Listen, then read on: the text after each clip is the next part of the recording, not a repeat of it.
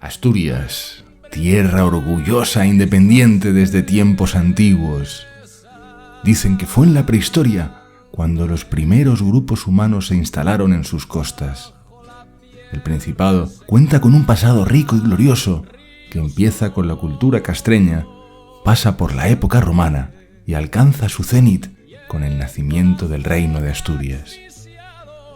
Empezaremos por tiempos antiguos, donde las primeras huellas de presencia en el territorio de la actual Asturias se remontan a un lejano paleolítico, hace unos 100.000 años, cuando pequeños grupos se asentaban cerca de la costa y de los cauces de los ríos.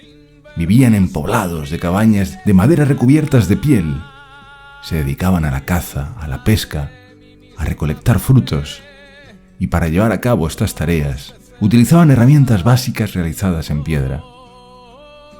En aquella época el enfriamiento del clima debido a la última glaciación obligó a estos núcleos a buscar cobijo del hielo en las bocas de muchas cuevas kársticas, en la propia cornisa cantábrica, como la de Tito Bustillo en Ribadesella. Pertenecen a esta fase las pinturas y los grabados rupestres más antiguos que se han hallado en la propia región, aunque no será hasta el 15º milenio antes de Cristo, con la aparición del Homo sapiens y con una mayor complejidad, tanto de los útiles de trabajo como del cerebro, cuando progresara por completo el arte, tanto parietal como móvil. En el Mesolítico, la subida de las temperaturas hicieron que el hombre por fin pudiera abandonar esas antiguas, mágicas cuevas asturianas, que se habían convertido también en lugares de culto, para comenzar a buscar asentamientos más estables, donde dedicarse a las primeras formas de agricultura y de domesticación de animales. Muchos años más tarde, ya en el Neolítico, evolucionaron también en la fabricación de herramientas, desarrollando cocción de arcilla para realizar cuencos de terracota. Estas mejores condiciones de vida, el ambiente mucho más hospitalario y una organización social estructurada permitieron también el desarrollo de nuevos rituales funerarios y simbólicos, con el levantamiento de dólmenes, túmulos y otras estructuras megalíticas que en forma de leyenda han sobrevivido a los milenios para que hoy podamos descubrir una Asturias mágica.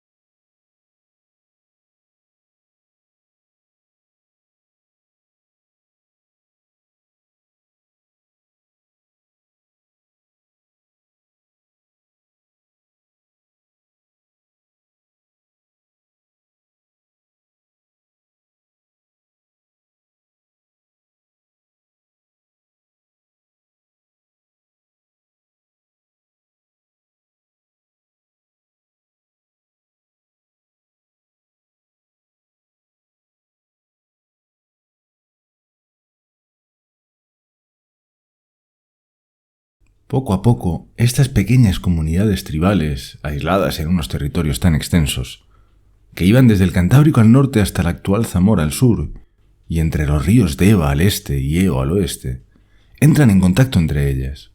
A veces intercambian bienes y conocimientos, otras, probablemente las más frecuentes, se enfrentaban violentamente.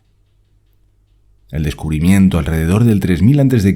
del método de extracción y fundición de los metales aceleró el proceso de formación de una sociedad mucho más avanzada, que se organizaba autárquicamente en castros, poblados levantados sobre alturas desde las cuales dominar los alrededores, y constituidas por pequeñas cabañas con bases de piedra, de planta circular y con techos de madera y paja.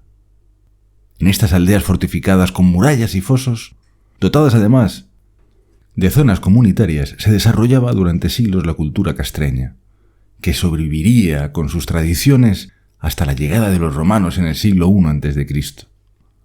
En aquel momento, los astures trasmontanos están divididos en 4 tribus: los albiones, asentados alrededor de la cuenca del río Navia; los pésicos, distribuidos a lo largo de la Narcea; los lugones, que ocupaban el entorno del Nalón y que eran el grupo más numeroso; y los valdinienses, instalados en los picos de Europa.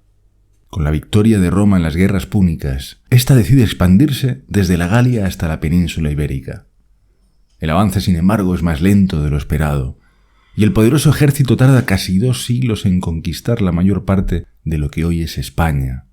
Hacia el 29 a.C. aún no había conseguido dominar la cornisa cantábrica, una verdadera mina de oro para las arcas de Roma. Augusto, que había sucedido a Julio César y se había convertido en el primer emperador, decide lanzar el ataque final. Primero ataca a los Baceos, un pueblo asentado en la meseta septentrional, cuyo territorio colindaba con el de los cántabros y astures, y luego hace lo propio con los astures. La idea era avanzar simultáneamente desde el sur, el oeste y el mar con 75.000 hombres para terminar cuanto antes con la resistencia. Pero una vez más, todo se complica, y la resistencia de astures y cántabros hace que solo en el 16 a.C. Roma pueda declarar completada la conquista.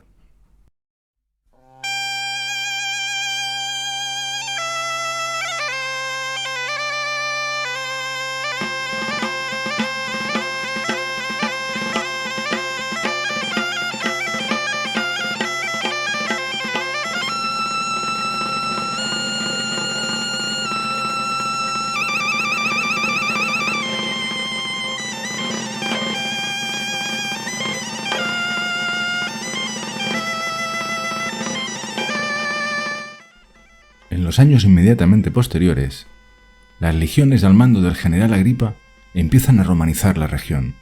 Construyen calzadas, puentes, pozos y toda la infraestructura necesaria para el desarrollo de la zona. Al mismo tiempo, la organización tribal es sustituida por la administración imperial, con el poder en manos de un gobernador que se relaciona directamente con el propio emperador. Se impone también el derecho romano, que sustituye a la arbitraria justicia que había previamente, y se fundan los grandes núcleos urbanos, grandes 5 ciudades: Gigia, la actual Gijón; Lucus Asturum, que corresponde a Lugo de Llanera, cerca de Oviedo; Ibadinia, Flavionavia y Paesicorum, cuya localización no está claramente identificada hoy en día. En estas urbes, de habla latín, un idioma desconocido hasta entonces que permite acceder a la literatura, a la ciencia grecolatina, y se impone el panteón de dioses romano. Aunque Roma siempre permitió la libertad de culto, en este caso la sociedad estaba netamente estructurada con la aristocracia que controla el resto de la población y los recursos económicos, como las minas auríferas, que proporcionaban cerca de 10 toneladas de oro cada año. Al margen de algunas revueltas locales, todo iba de maravilla, al menos hasta el siglo IV, cuando el sistema imperial entra en crisis y todo empieza a desmoronarse. El golpe de gracia llegó a principios del siglo V, cuando diversos pueblos germánicos, expulsados de sus tierras por los hunos, invaden la península ibérica. Los vándalos silingos se dirigen hacia el sur, los alanos llegan a controlar el centro peninsular y los suevos se asientan en Gallaecia, compartiendo la provincia con los vándalos asdingos, que se instalan en la actual Asturias, incapaces de hacerles frente. Los romanos deciden pactar con ellos, pero cuando la situación se hace insostenible, piden ayuda a los visigodos, que desde la Galia se adentran en la península y en poco menos de medio siglo expulsan a alanos y vándalos y acorralan a los suevos en Galicia. En el 476, ya de nuestra era, el Imperio Romano de Occidente deja de existir, con la destitución del último emperador, Rómulo Augusto, y los visigodos se quedan con Hispania. Durante todo este agitado periodo, los astures gozan de relativa independencia en los márgenes del reino suevo, que al cabo de un siglo desaparecerá del mapa a manos del rey visigodo Leovigildo.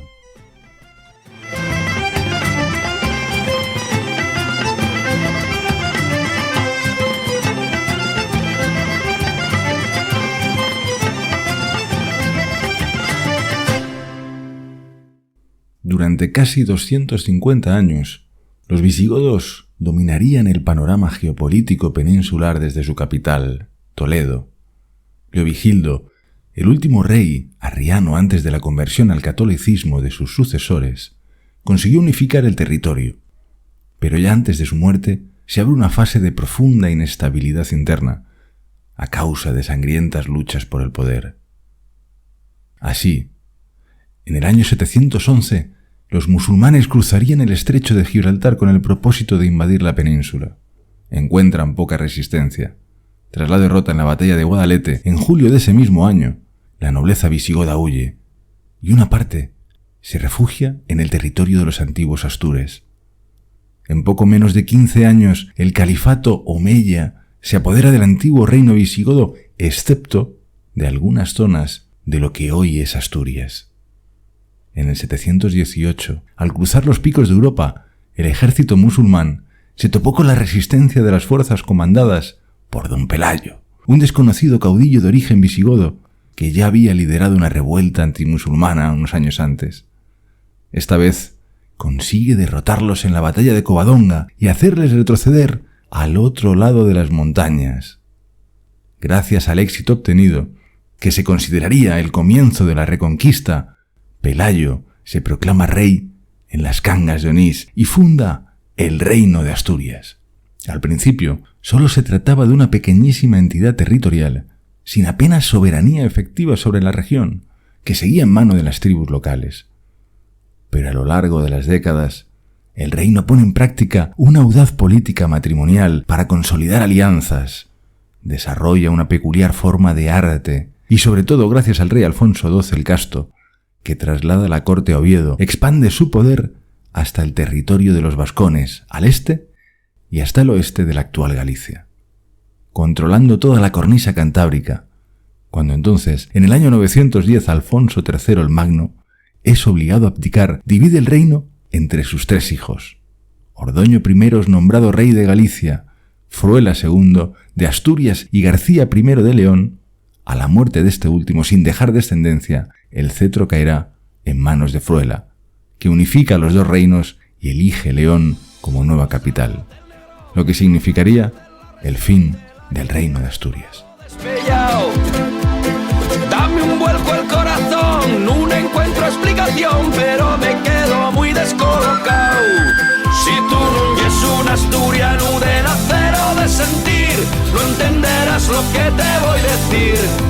Cuando la tierra te tire, te llame Pelayín, levántate a cantar sin fin. Y no me hables de honor y antigüedad, no ves que yo soy asturiano, que nuestra tierra nunca fue... Entramos en la Edad Media, y la marginalidad tanto geográfica como política en la que cae Asturias tras el traslado de la corte a León genera descontento entre la nobleza y la aristocracia local, que al cabo de poco se transforma en oposición abierta al rey y a sus delegados en la región.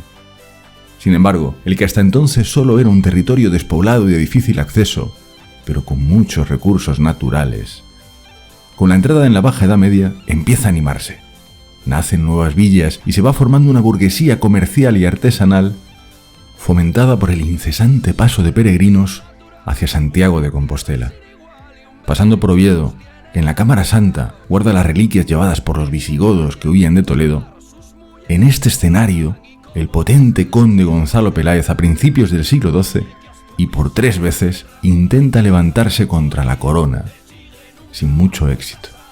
Por lo menos de inmediato, ya que como respuesta al malestar, en los siglos siguientes, desde León llegan privilegios tanto directos, con la cesión a los nobles de tierras de realengo, como indirectos con la concesión de derechos legales y mercantiles a las villas, que adquieren una cierta independencia. De hecho, el rey Juan I de Trastámara tiene asuntos más urgentes que atender, como hacer frente a la lucha dinástica que a finales del siglo XIV hace temblar el ya denominado Reino de Castilla. Finalmente, en virtud del Tratado de Bayona, se acuerda el matrimonio de los hijos de los 2 pretendientes. La pareja recibe el título de príncipe de Asturias, con lo que nace así el principado y acabarían sucediendo en el trono a Juan I. Los problemas de la corte no se acaban, y menos de un siglo después estalla la guerra de sucesión castellana entre los partidarios de la que a la postre sería Isabel I, y los de Juana la Beltraneja, hija de Enrique IV y sobrina por tanto de la católica. Con las tropas asturianas en apoyo de la primera, son décadas convulsas, con la región alejada del poder central y dominada por la propia Iglesia. que hasta el siglo XVII, incluso el XVIII, seguirá acaparando la propiedad de la mayoría de la tierra, afectada por epidemias y catástrofes. Sin embargo, el auge del comercio marítimo permite un importante desarrollo en las zonas costeras. Las ideas de la Ilustración serían acogidas enseguida por los miembros de la élite, en la que destacan algunos de los nombres más influyentes de la propia historia asturiana, como Gaspar Merchol de Jovellanos, literato y político que realiza un programa de explotación de los yacimientos carboníferos descubiertos a lo largo del río Jabalón.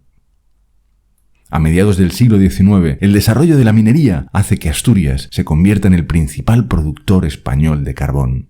Las condiciones de trabajo son duras, y al albur de las ideologías de la época pronto aparecen agrupaciones socialistas y anarquistas que inician una larga serie de altercados y revueltas. En 1906, en Mieres, estalla la llamada Huelgona. En 1910 nace el sindicato minero, que llegará a alcanzar 20.000 afiliados. Y 7 años más tarde, la huelga general, que en Asturias durará más de un mes y sería duramente reprimida. Con la dictadura de Miguel Primo de Rivera, se asiste a un cambio en la estrategia del sindicato minero, que busca apoyo en el golpista, abriendo una fase de colaboracionismo que llevará a la ruptura de la unidad del movimiento. Cohesión que se retoma cuando estalla la Revolución de 1934, en realidad un golpe de Estado en toda regla contra el gobierno de la República, en el que el 5 de octubre socialistas, comunistas y anarquistas toman Mieres y Langreo por las armas, asaltan cuarteles de la Guardia Civil y marchan hacia Oviedo. Al día siguiente entran en la capital y declaran la Comuna Asturiana, que cuenta con un ejército de más de 30.000 hombres, armas y una gran cantidad de dinamita. Por su parte, el gobierno republicano declara el estado de guerra y envía al ejército al Principado bajo el mando de los generales Manuel Godet y Francisco Franco, quienes acaban con la propia insurrección.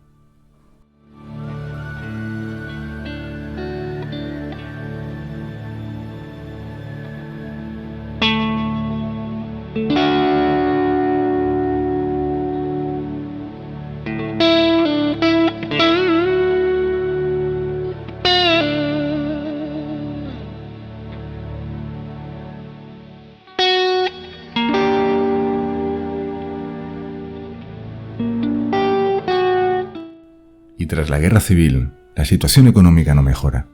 Y con el cierre de las minas y los recortes en las plantillas de industrias siderúrgicas, se acelera la despoblación de la región, que entre el año 2000 y el 2018 ha perdido ya casi el 5% de sus habitantes. Historia viva de una tierra de luchadores.